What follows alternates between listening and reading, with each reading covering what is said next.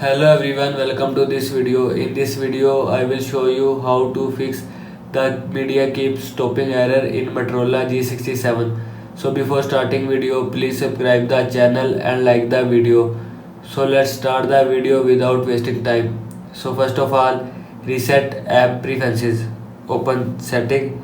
Now in settings, scroll down, click on system, scroll down, click on reset option. Click on reset app preferences. Click on reset app. After click on reset app preferences will be reset from your phone. Now go back. After that, software update.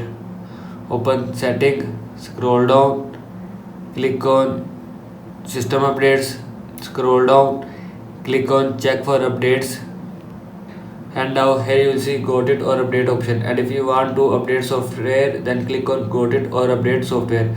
After click on update software or got it, your phone software update from your phone. Now go back. After that, reset all settings.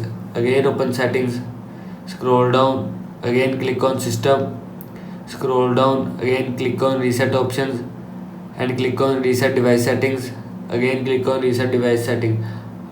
After click on reset device settings, all settings will be reset from your phone. This is how you can fix the media keep stopping error in Motorola G67. I hope you like this video and thanks for watching this video.